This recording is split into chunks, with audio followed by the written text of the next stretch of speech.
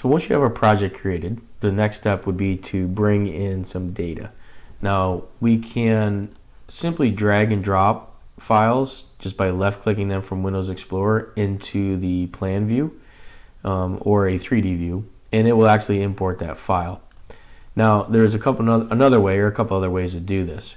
So whether I'm bringing in a DWG, XML, a CSV file, point file, I can bring that into Business Center. Now with the viewer version of Trimble Business Center, you can import all different file types. So there's multiple file types, DWGs, DGNs, LandXMLs, that can be brought into Business Center. So one way to find out what's actually recognizable is to go to the import button on the home tab. So we're going to start here, and that brings up the import panel.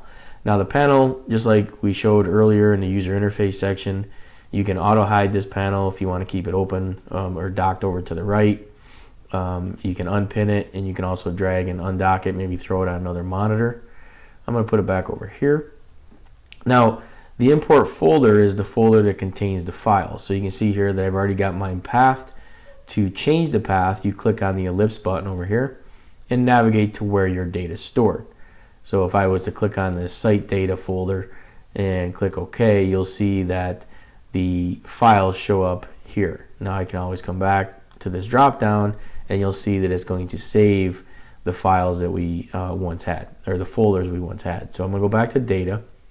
You'll notice the file type, and if it recognizes the file type, it'll show it here.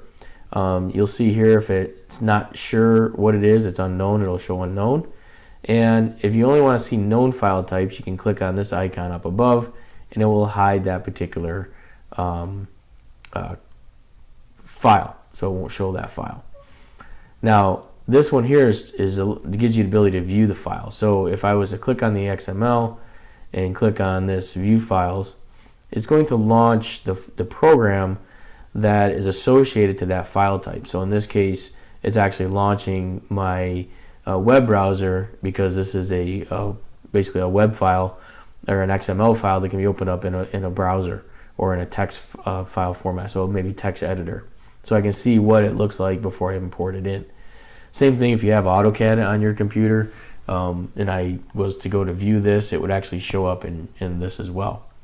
Now it should recognize the CSV file. So even if I just come up here and I view that file, you'll see that it does show up as a file. The reason I think it's showing unknown is because this file happens to be open. So if I close this file and get out of it, so I'm going to close this as well, and let's see if I switch and come back into that, then you'll see it actually recognizes it as a known file. So you can see here it wants to use this file type, which is PENEZD. Now that's not the file of the CSV file, or not the format of the CSV file. So you can go up to this import format editor, and I can click on the import format editor, and I can come in here and I can change that file type. So if I know that this happens to be point number, northern easting elevation control unknown, I can select that. And you can modify and create different file formats as needed from this format editor, this import format editor here. All right, so I'm going to go ahead and click on close that. And let's go ahead and just bring in this CAD file. I'm going to bring in this one here.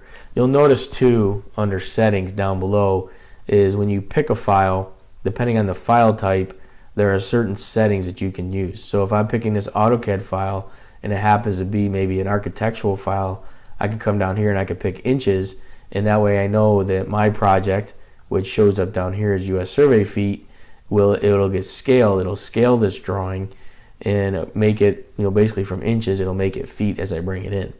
I can also come over here and put in a layer prefix. So if I wanted to put in like existing data or some other layer prefix, then it will take the layers of that CAD file and put a prefix on all the layer names.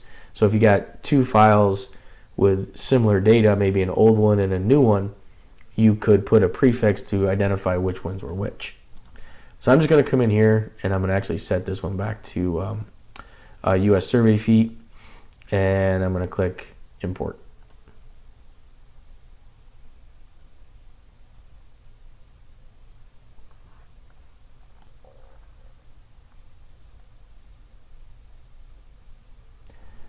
When it imports a file, you may get a warning or an error. Or errors and warnings. You can go ahead and look at that. A lot of times it's just hatch patterns weren't created, or there's duplicate objects or some other information. So it's always good the first time maybe to take a look at that. It opens up in a web browser. I'm going to go ahead and dismiss it for now and just say no. And it's going to do is it's going to load the data into my plan view. Just take a second for it to load the graphics.